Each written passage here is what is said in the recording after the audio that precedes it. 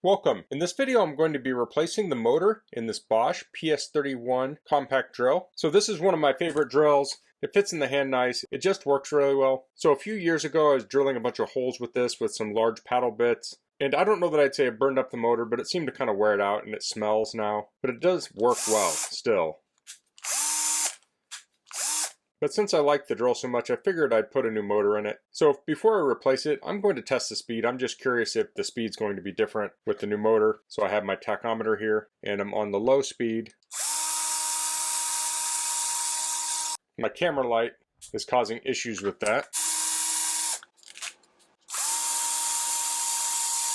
Okay, so I got 217 RPMs on low and 977 on high. So I'll check that again after I replace the motor. So here's the motor, and if you find this video helpful and you want to purchase one of these, I'll put a link to it in the description on Amazon, and if you use that link, it helps me out a little bit and doesn't cost you anything extra. So I'll get this open.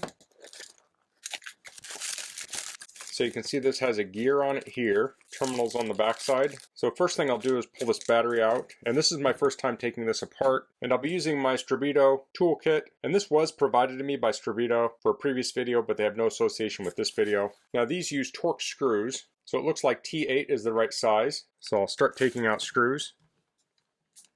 Now when you're fixing something and taking out screws, you want to keep track of the screws and where they go. Now if they're all the same size, it doesn't matter if they get mixed up usually, but you do need to be aware of that and pay attention to if they're the same size. And these do all seem to be the same size.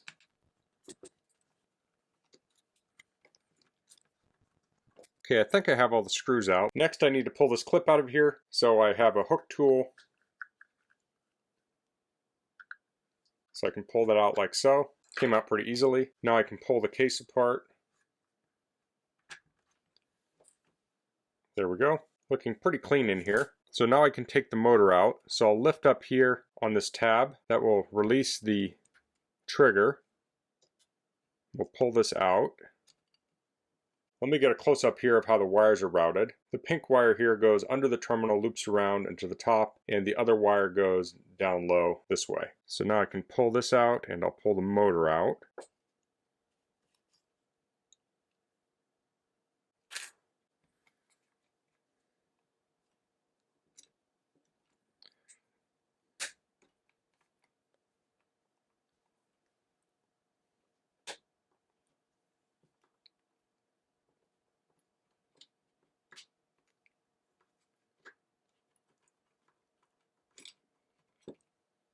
Okay, so I carefully removed the motor. Now you want to be careful, this will split apart if you pull it out.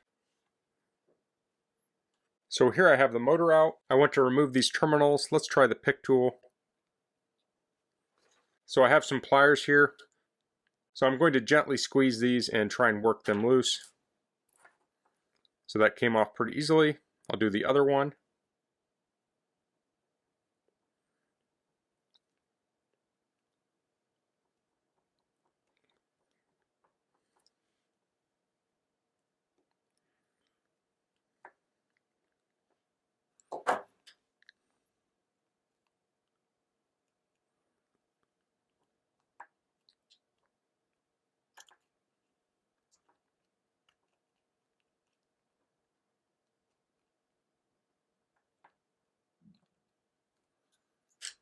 Okay, I got that one off. I just used the pick. Now if I hold the new motor up to the old one, if we look here, so there's a little red dot there, and there's a little red dot here. So I'll have that in the same orientation. It looks like this terminal's bent. So I'll go ahead and bend this straight, this terminal, and I'll place these wires on the new motor.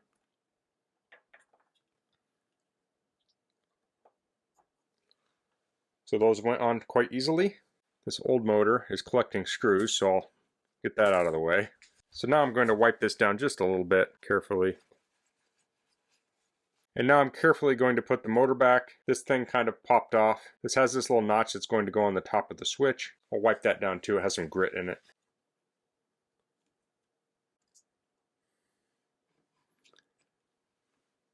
And I'll put it back in the drill.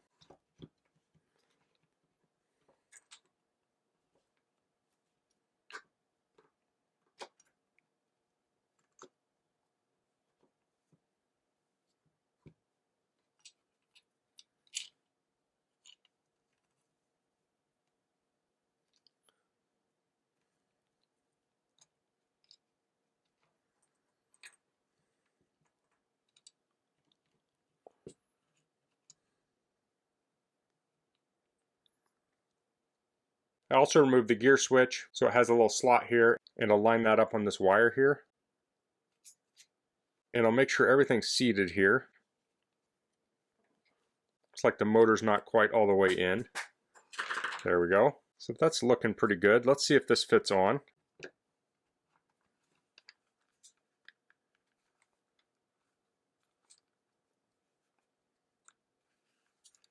So it's not quite lined up here.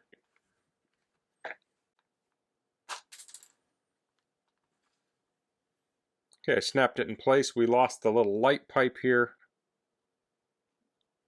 Now that's back in position.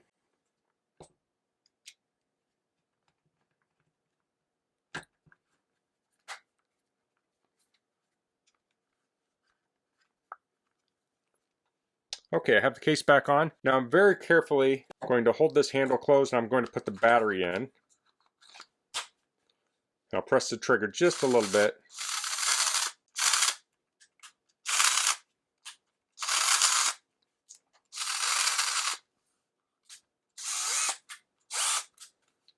And I'll test out the functionality. Now it's making a grinding noise. The gear was in between the first and second gear.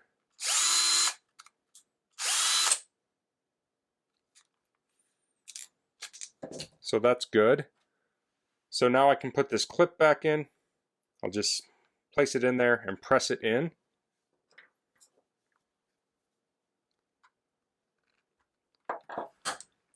And now I'll replace all the screws. As I'm tightening the screws, I'm going to pop back and forth so I don't have undue stress on this. Although I'm not sure it'll make a big difference, but it doesn't hurt. Okay, that's done. So I'll get out the tachometer again. We'll try it on low.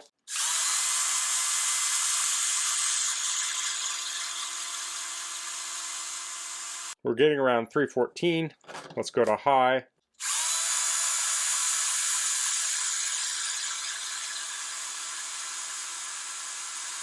And here we're getting 1052. So that's replacing the motor on a Bosch PS31 compact drill. I would say this is between easy and moderately difficult as far as repairability. Now if you're experienced repairing things, this is pretty easy. But if you're a little unsure, you do need to be careful that you don't pull everything out or get things back in the wrong spot. Now if your drill is completely not working and it's due to the motor, there's not a whole lot of risk in trying it. In my case, it was working fairly well before, but I wanted to make it work a little bit better. Now I am getting slightly better performance out of it, and that may also work better under load, but I gotta say it really wasn't working bad for me. I just wanted to make sure this is going to last a long time, so now I can put this back into service, and I think it'll work for many years to come. So that's all I'm going to cover in this video. If you have any questions, please leave them in the comments. If you like this video, please click like. If you haven't subscribed to my channel, I'd appreciate if you could do that. And thanks for watching. Until next time, goodbye.